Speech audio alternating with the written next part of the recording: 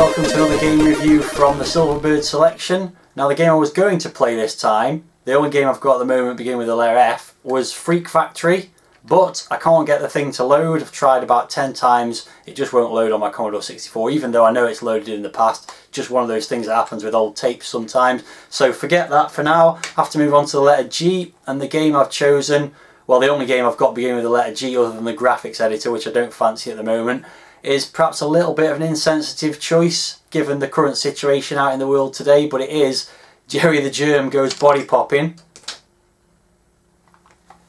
And as you've seen from the packaging there, that's a Silver Range release, released in 1986, and pretty uncommon, fairly hard to find on eBay. I got my copy recently, just a week or so ago, for £2.75.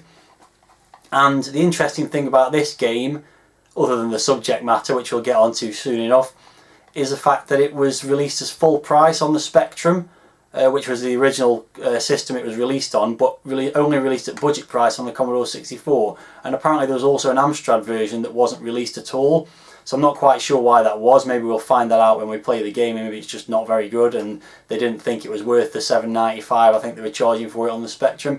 Let's take a look at it and find out, shall we? As always, let's start with a look at the packaging for the game, and I quite like this one. Very colourful packaging and nicely detailed artwork of the inside of the human body with an interesting hole at the bottom there. I'm not quite sure what part of the body that's supposed to be. And there of course is Gerry the Germ doing his body popping. It's quite a nice cartoony style, nice logo as well. As with these other Silver Range games, the artwork does wrap all the way around, so there's the spine. It goes round to the back where we've got some screenshots which look quite colourful. They might be Spectrum screenshots, I'm not sure. But nice and colourful anyway. And the blurb about the game: get to the heart of the matter and become the virulent virus of the year. It's quite hard to read the middle of that where it goes over the black background, but there you go. And that's it for the back cover. So looking inside the cassette inlay, we've got another variation of the list of games available in the Firebird Silver Range. This time the list is thankfully in alphabetical order. And then you've also got a key for which systems it's on, and you've got Amstrad, Atari, Commodore 16, Commodore 64 and Spectrum.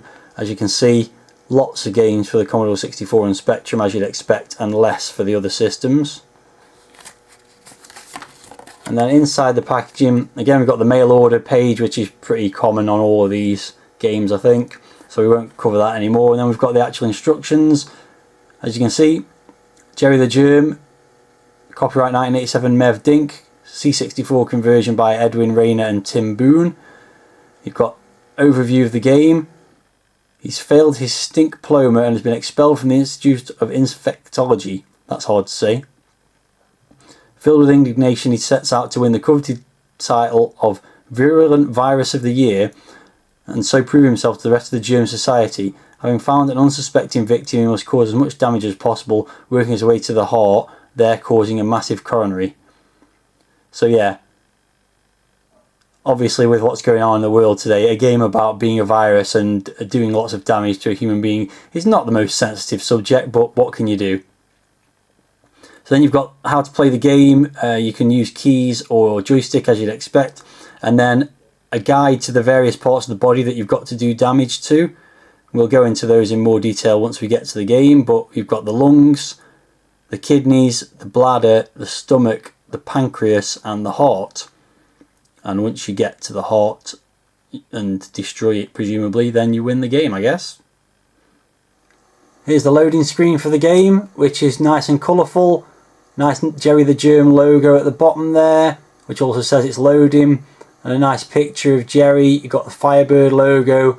You've got MD Software on the left, that stands for Mev Dink, who was the original developer of the game on the Spectrum. And you've got some stuff in the background there, the Institute of Infectology. I'm not quite sure what's coming through the door there. Some kind of other creature, and also wanted for organ playing, apparently. I think that's supposed to be a Gerry the Germ there on that poster, and there he is obviously in the middle as well. So yeah, quite a nice loading screen. Okay, so the game is loaded, and as you can see, you're presented with the title screen, which is effectively exactly the same as the loading screen, except it says now hit return, so let's do that. And here's the menu. In the background we have some Rob Hubbard music, which is very good, as you'd expect from the Sid Maestro. So the three options are redefine keys, test keys, and start game. Well, I don't need to redefine the keys or test them because I'm going to play with the joystick. So let's get on with the game, I guess. Okay, so you start off in Lungaroo, which is obviously the lungs. It's a pretty esoteric view of what the lungs might look like. You've got a load of pipes and things going on. So I'm Gerry the Germ, obviously, and I'm the guy on the left, the little green guy, wandering around. There's actually no restrictions on this screen at all. You can go off the top and reappear at the bottom. You can go off at the left and reappear at the right. So although there's lots of things that look like platforms on there, they're actually just tubes and nothing gets in the way of you other than the enemies. So we've got 4 red blood cells going in a sort of pattern, and then a white blood cell who's wandering around the outside of the screen. And the aim of this first stage is to collect the oxygen tanks that are in the middle of the screen periodically. There's one, and they only appear on screen for a few seconds and then they vanish again.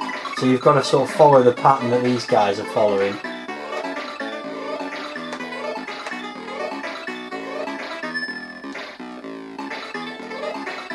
And collect the oxygen bottle. Obviously if you stay in the middle they're going to get you, so you have to then go back out to the outside.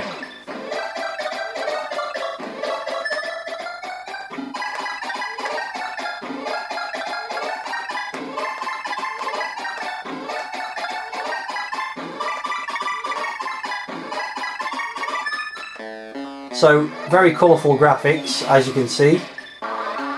Quite nice sprites, quite cute, bouncy, colourful. The backgrounds very much belie the fact that this came from a Spectrum conversion because they're a bit lacking in different colours, they're just quite solid colours. Sound, music's excellent, again it's the Rob Hubbard tunes. There's not much else in the way of spot effects on this particular level. We'll see what happens on the other levels. I think I got that. So I think you have to collect 5. I think I read that somewhere.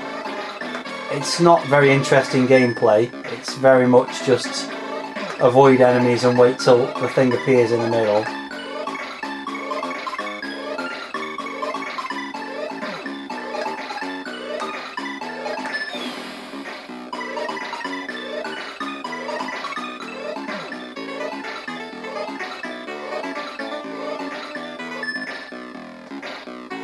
Don't think I'll be getting that one. No. So the idea of the game is basically to progress through the... Oh, I missed that one. Progress through the various organs of the body and kill the host.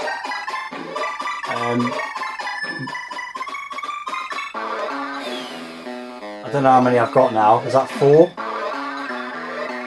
But yeah, it's not the most exciting first stage.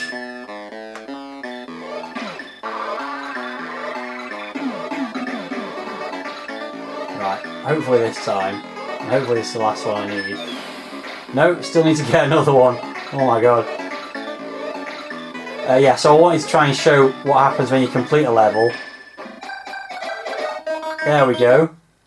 Then you move on to the next part of the body and have to do something on this part of the body to get to the next stage and so on.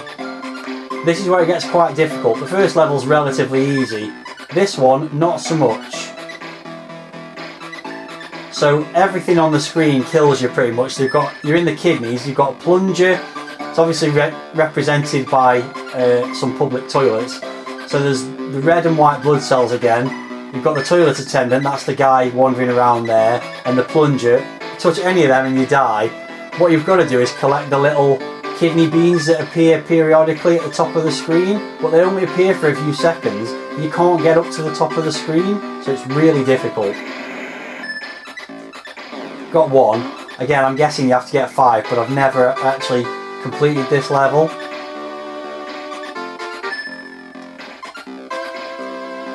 So a couple of other things to note. You've got a timer at the bottom of the screen here, and there's a timer there as well, I think. I don't really know what they're for. They seem to go up in time, so I don't really know if there's a time limit as such, or if it's just some time on the screen just for the sake of it. See, the guy just appears and then disappears almost immediately. It's really difficult. And again, not particularly interesting. The graphics are nice, colourful, and, you know, kind of humorous, I suppose you would say. But the actual gameplay is not great. Now finally, okay, I died. So this is what happens when you die. When you die, you end up back at the bladder. There are no lives as such. And then if you die on the bladder, you end up back at the lungs. So I'm not going to go through the lungs again. Just kill myself off. And you go back to the bladder. So you can't die. You just end up at the lowest possible point you can go, which is the bladder. So the idea on this level, as I understand it, is to collect the toilet roll periodically. You've got to get to this island, but then this thing comes along and kills you all the time. So that's really difficult. Back to the lungs, back to the bladder. So yeah, I think the idea is you've got to get to the island by raising the water level, and you do that by killing that thing, which is really difficult to kill, by throwing a toilet roll at it. It's all very sort of obscure to exactly what you're supposed to do on each stage, and it's also incredibly difficult and repetitive.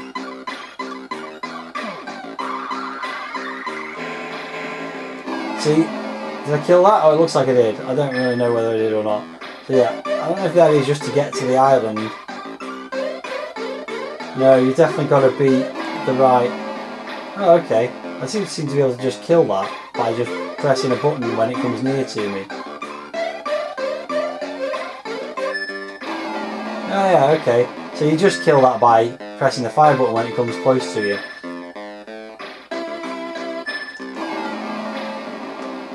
I'm not sure what I'm sinking now. How do I get out of this situation? No, I've died. See, there's lots of ways to die and not many ways to complete the level. Luckily, there's a handy level skip feature in this, which is you just press the plus key and you go to the next stage. So let's not play through this again. Let's go back to the kidneys, and you've seen enough of the kidneys as well, to be honest. So let's move on to the next stage, which is the stomach. And again, looks quite colourful. You've got nice music again, another Rob Hubbard tune, which is great. And the idea of this is you've got to get to the acid bottle, which is at the top left there, and then take it and kill the aspirin at the bottom right. And I'll show you just how hard that is to do. So on this level, the tapeworms kill you. That's the blue snaky looking things, and also, I don't know what the other thing is, but that grey thing with the sort of googly eyes, that kills you as well. So you've got to avoid those. Everything else doesn't kill you, but it does send you back to the start.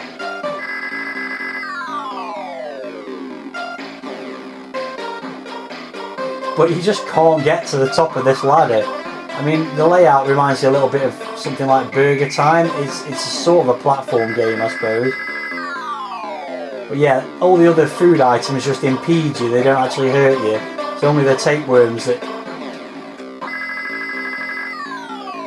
kill you, and whatever the other thing is. But I just can't get to the top of the screen. Oh, and now I've died.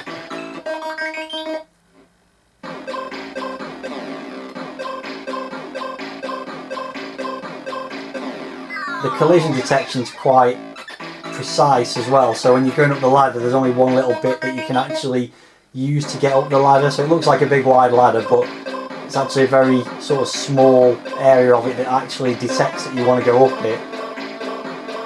And let's give this a go.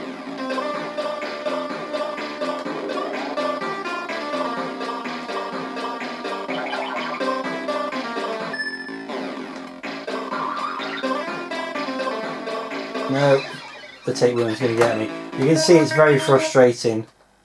One more try at this level. Oh no, I died. Okay, let's move on to the next one. And every time you die, you get sent back to the previous level, which obviously, as you've seen, is very difficult. So on this one, this is the pancreas, and it's themed around a train, obviously themed around St. Pancras Station. So you've got to avoid the ticket inspector, which is a little green guy going down the middle, and the white blood cells. And you're supposed to jump and collect these medicine boxes on the left and right hand side of the screen.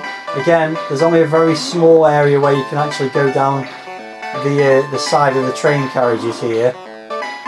But again, I just don't really get what you're supposed to do to succeed, because, well, I'll show you what happens when you go down the edge of the screen here and press fire to jump. You just kind of jump really high up in the sky there and then bounce back down to the beginning. And I just don't know whether I'll actually do anything to succeed in collecting those boxes or not.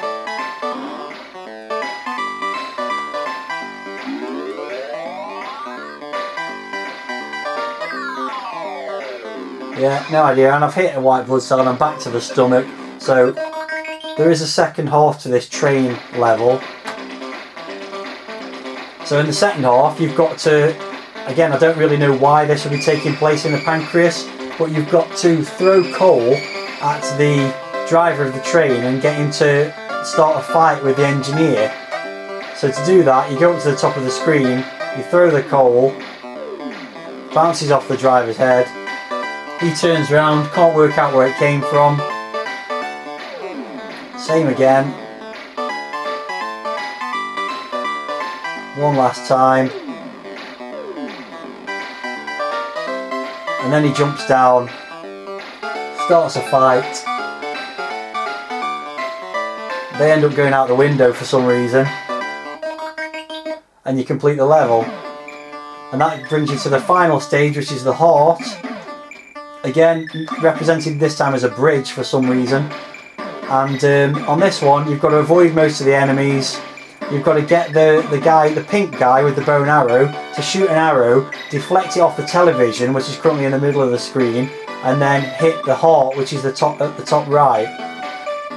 Yeah, I know. What the hell? So when you head over here, the guy with the bow and arrow will start throwing the bow and arrow at you. You've also got to avoid being hit by it yourself.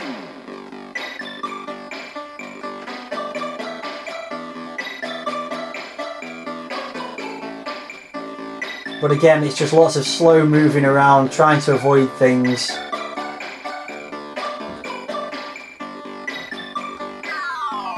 And if you get hit by things on this level, you end up down the bottom and you hit that spring and you end up bouncing back up to the top.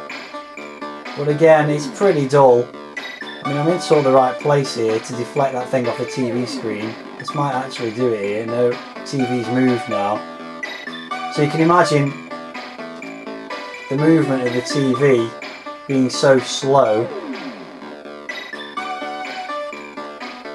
Because it'd be ages before the TV's actually in the right place, before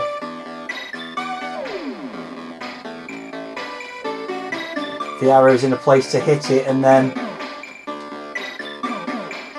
deflects it up against the heart. Now the TV's on this side of the screen, so it's going to be ages before it's in the right place. The heart never moves, so you've got to have the TV in the right place. I mean, it's just really boring.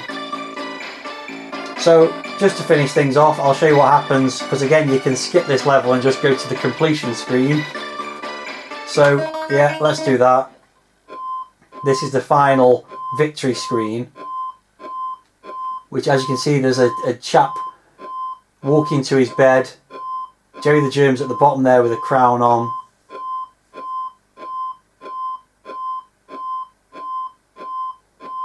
No Rob Hubbard music here, just some annoying sounds. And there you go, that's the game completed. It's, well, I can only think that the guy that developed this game was probably on some kind of medication himself when he did so. So there's no lives, there's no score, the only achievement is going through all those quite tedious levels and getting yourself to the end of it without basically losing your patience. So I'm not really impressed with the game. So let's go back to the main menu and let's give it some scores. And this is where it's going to get a bit interesting actually, because I think overall the game's quite nicely presented, nicely put together. It's just not a very good game in terms of the gameplay. So let's start with the packaging. I'm going to give that 7 out of 10. Nice detailed instructions in the packaging and nice artwork on the cover as well. Presentation I think was pretty good as well. Obviously you've got the opportunity to redefine your keys, and the title screen's quite nice. The music's good on the title screen as well. So I'm going to go with 6 for the presentation. Graphics are sort of middle of the road. I think the main sprites in the game are nicely done, nice and colourful and cute. The backgrounds are obviously very much ported over from the Spectrum, so not quite as good in my mind for a Commodore 64. So I'm going to go 5 out of 10 for the graphics. Sound is excellent. Rob Hubbard music throughout, lots of different tunes. The spot effects are a bit nondescript, but the music's excellent. So I'm going to go 8 out of 10 for the sound. And then we get to playability, and well, I think it's boring, it's hard, it's convoluted, and it's just repetitive as well. Constantly dying, going back to a level, and then even if you do progress, you've got one death and you're back again.